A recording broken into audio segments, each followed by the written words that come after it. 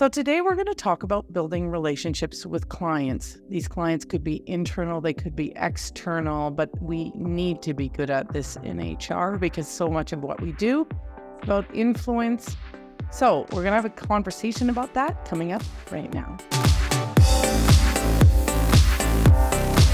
Hi there, I'm Andrea Adams. This is the HR Hub, and on this show we talk about anything related to HR. Please subscribe to the show or podcast. Keep learning from my guests. And today, again, my guest is Tiffany Castagno. Tiffany's an HR consultant out of Madison, Wisconsin, very recently, Madison, Wisconsin. She's the CEO of Zephyr Consulting. The moment I met her, I thought, I was, going to talk about something tactical, but then I met her and I'm like, she has a gift around this client thing, I think. So we explored that. And I've asked her to articulate how she goes about it. Hi, Tiffany. How are you? I'm doing well, Andrea. Thank you so much for that beautiful intro. I probably should have warned you. I was going to say that. Oh, God. I'm a little emotional. Yes. There was something there, though. And I think we all have something to learn from the way you go about it. So tell me about how you build relationships, whether it's an internal or external client. What are the fundamental elements for you? And you know what, just to add to that, I love the way you even sign off your emails. I forget what it is. I think it's in your corner. That's right. And I think you mean it. Tell us about it. I might be filling this room with my ego soon, and I'm not even that person, but you're just building me up. I love it. But that is important, right? As humans, to build each other up. And the in your corner thing is so funny because it was something that I was like, is this professional? Should I be doing that? And it's just something that stuck. I was like, you know what? It resonates with me. I am in people's corner. I have always been people's biggest cheerleader. I'm always a safe space, whether it's people at work or in my home life, my loved ones. People always have trusted me to listen and be a grounding force. And I get so many compliments on it. And I met another consultant probably 3-4 years ago who said, I use it too. And he was like, I used to wonder if it was appropriate too. And so I ran it past my wife and she was like, if it feels good to you, leave it. But it has become, it was something that I was saying, and I didn't want sincerely or, some of that stuff just didn't fit me because I do my work differently and it is relationship based. I want people to know that I am your guide. I'm not here to just tell you what to do, but we're going to walk this journey together. It's collaborative. We're going to co-create. We're going to have fun. We might even have some tears together, and it happens. But building relationships requires humanity, and that is huge for me. And it also requires listening and communication and talking about hard stuff if something's not going right for either a client or for me or a partner. Quite frankly, that's happened as well. Whoever I come into contact with. Humanity. That's a nebulous one. Tell me about that. Humanity. Yes. So another value we have is being human at work. And so it's about honoring, when I said honoring what I feel and what's right for me, that is part of what I believe. It's part of DEIB, which is our, maybe I didn't articulate that that's a value, but it's also about being human at work. Before we come through virtual doors or actual physical doors, we are humans. We're people first. And so that becomes this fluffy concept that people are like, oh, everybody just said that. They say we're people first. But when we say humanity at work, we come together under what makes us very human. Sometimes that means we're having a bad day. Sometimes it means we don't understand something or we're still learning our job. Sometimes it means we just need somebody to be a friend and a safe space for us and to listen to us, to hear us. We're not looking for them to solve it, but we just need to be human. Maybe we lost somebody in our family. Maybe we just had, maybe we lost our job that we need some space. So it's just, it's being together in the one thing that should keep us together, which is our humanity. How do you invite people to share the human self parts of them, to share the human parts of their experience? How do you get them to do that? That sounds manipulative. But anyways, you get my gist. I don't mean it in a manipulative sense. A lot of that is about the vulnerability. How do you how do you foster that little thing? Yeah, it is something to be fostered, nurtured, whatever you want to call it, right? It is something where people it involves trust, right? When we enter into relationships, if there's no trust, then it's just gonna break down. And so if we have this ability to listen, to be vulnerable, and I love that you touched on vulnerability because it's a key leadership trait. People think, oh, I'm the leader, I have to have all the answers. No, you don't. And the more vulnerable you say, hey, I made that mistake. Hey, I'm learning from this. I'm growing too, the better. But to be able to have this space where you can be vulnerable, people have shared with me that has been a differentiator in the business. But as a human, when we come together with people I meet and networking and just even in conversations with you, to be able to show that humanity, that I'm vulnerable, that I can open up myself to this space, it invites other people to not feel like they have to be perfect or that, it can take down imposter syndrome as well. So really doing that and just letting people know, like, these virtual doors are open. If we're in physical space, like, come on in. I'm going to pull you in and pull you close, and we're going to get through whatever it is together. So many aspects of wow out of that. Okay, I'll leave it there. Okay, can you tell me about some of your client relationship practices? I bet there's some tangible things you're doing to live all this stuff out. Yeah, it's important for me to, when I said talk about the hard stuff. So one of the things that I share with clients, sometimes already in the introductory call, sometimes it's, as we have our strategic kickoff calls, just kind of our first meeting that hopefully we establish a cadence. But one of those things is inviting the opportunity for questions, for just deeply listening and listening for what's underneath some things, which helps us uncover. And that, surprises people sometimes. I've found that my clients are like, wow, I can't believe you picked that up. And it's like, well, I'm listening to you, I'm present. And I've had my clients say, you really are, like, every value you say that you are doing, you're living out. People see that. If we're not authentic with what we're doing, they're going to see it and it's going to shine through. And so even, one of the things I say to them is, if something is happening in this relationship that is not working for you, I need to know. I need us to not bury that. I need us to talk about it. I know that it's going to be hard sometimes, but let's put it on the table. And I encourage leaders within organizations and teams to do that too. Part of the work we do, because it gets tough. And I find that that's often a piece that's missing for people, or where things break down when we're afraid to have those conversations. Can you tell me about a hard conversation, of course, not naming names, that you've had where a client took you up on the offer? Yeah, I think, having a conversation with a client around our project expectations and where they were expecting something out of the project that I was not. But we, somewhere along the line, lost communication and something broke down because on their end, some communication hadn't happened. I assumed that had happened because we had talked about it. And so it was a matter of pulling them in and saying, this didn't feel good. I really want us to have a conversation around this. And this is and I named it. This is going to be hard. This is not easy for me. I feel a very emotional connection to me because this is how it made me feel. And this is how I sense that you were feeling. Like, can we get together and calibrate and understand where the breakdown happened? And it was a little bit intense. From their side, they were like, wow, I didn't realize that. And from my side, I was like, wow, I didn't realize that. But to hear from them and to use the actual words that it was, there's emotional currency here, was like, that just happened.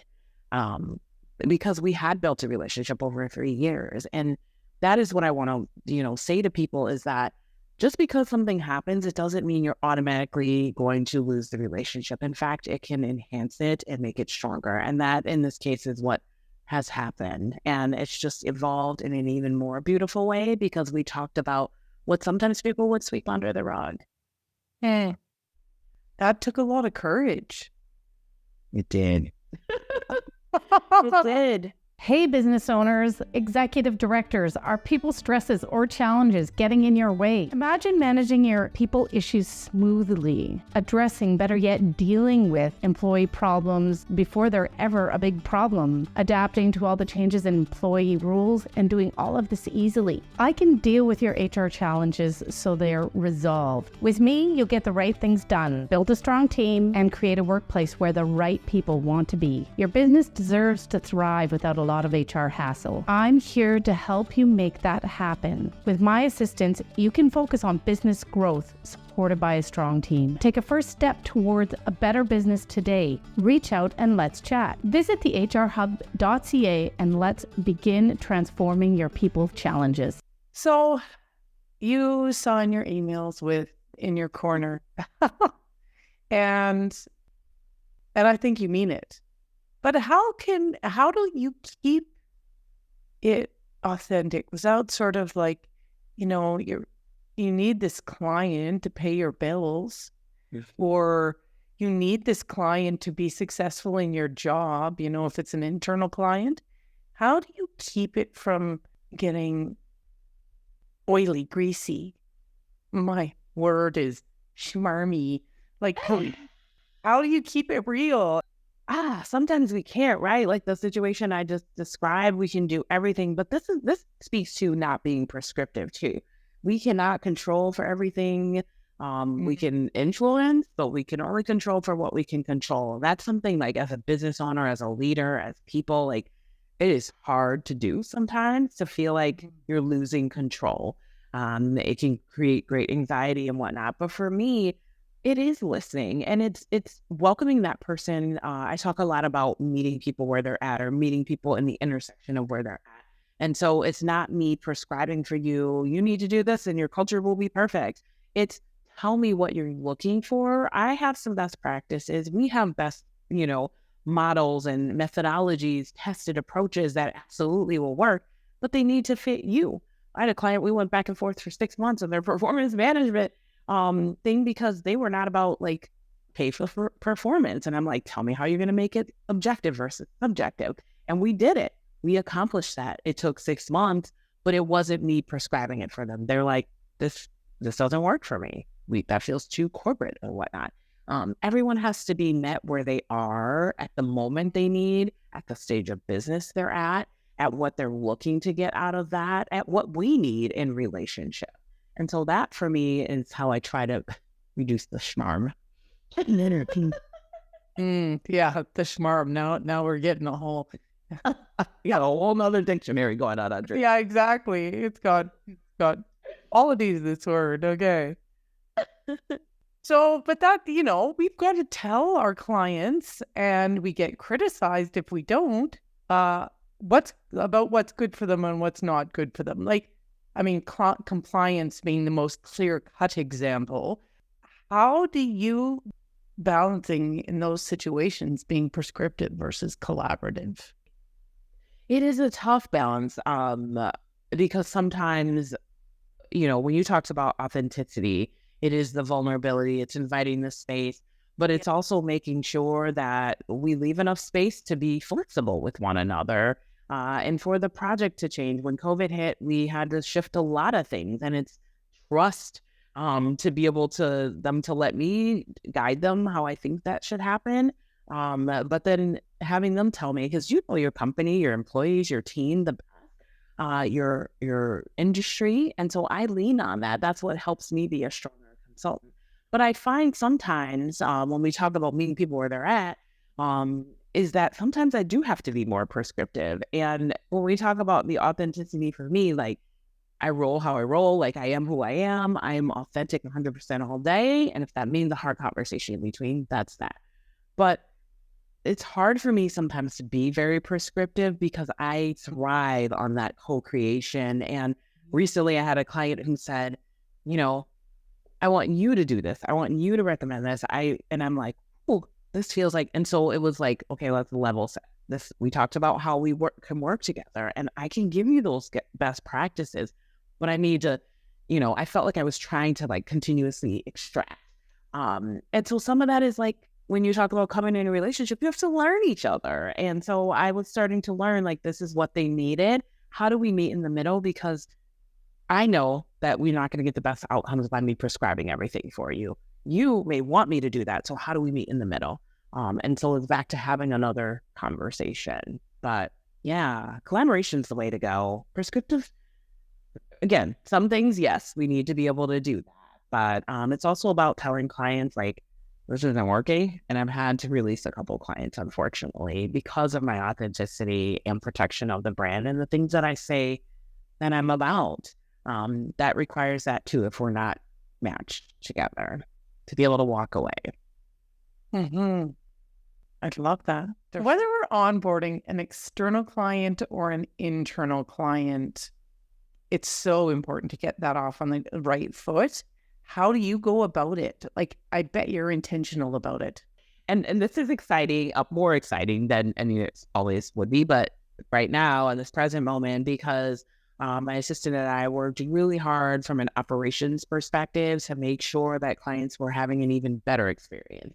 So pulling from the data we had of what was working really well, taking our own experiences and some feedback from clients on how we could enhance it. There wasn't anything that was working poorly, but as a small business myself, trying to, refine always what I'm working on. So we created a guide that, we started seeing the same kind of questions being asked, or we would run into a hiccup in one part of the process. And so I'm like, I know for me, that would feel a little hiccupy. And clients always met me with grace when I'd be like, oh, the CRM didn't do what it was supposed to do. Sorry, got that extra email. Trying to, and hey, we got a new CRM, by the way. Communicating what's happening along the way is part of the onboarding. For instance, if I am onboarding a new client, which we've had a few lately, and I say, this is the timeline, it's establishing, expectations and being honest and upfront about, hey, right now, this is what's happening in June and July. We could look at an August start date, but also having designed questions so that I can make sure there's consistency in the client experience, that I can make sure that things aren't missing, that they get the best that they deserve out of the conversation before we even work together. If I'm telling them, let me help you onboard your team and do that effectively, and you have a bad experience with me and you don't get what you need, that's not good, right? Yeah. That's a good point. That's a very good point. Tiffany, I think you have some magic, but if somebody wanted to learn to do what you do, or just do more, or just like a little bit of what you do, besides listening to this or watching this, what do you suggest? I mean, this is a great start, right? Like, this is, this conversation has just lit me up. And not just thank you for all the acknowledgments and the gift of that today. So meaningful and appreciated. And that's like how we can demonstrate to other people. And I feel like we're role modeling that right now in being in relationship together. What I would also say is a lot of the things that I talk about when we talk about internal or external, I do have a YouTube channel, our Stepher does. And one of those channels, it has a library of what's called a mini series. It's called The Power of Intentional Partnerships. And it talks about being in relationship with each other as partners, as colleagues, even if you're an individual contributor. And so those are just fun episodes. And I work with different folks who are my partners and do different things. And we talk about how we're in relationship together and what makes it stick, what makes it work, what keeps it strong, and what we're looking forward to. And it also talks about their work too. So there may be some other nuggets you could learn in there too. And I think I need to watch that. Despite having had this conversation with you.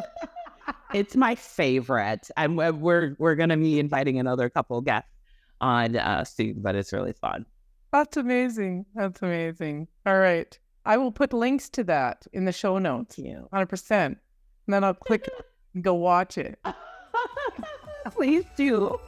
Choose your own adventure. Right. Okay. Well, thanks, Tiffany. That was marvelous. Like, I love that.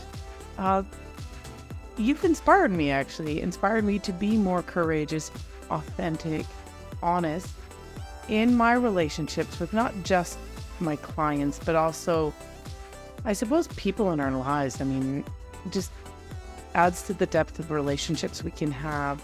Tiffany and I did another episode on culture that was really great as well. I encourage you to watch that, and a link is right here. Thanks for watching out there. We'll see you next time.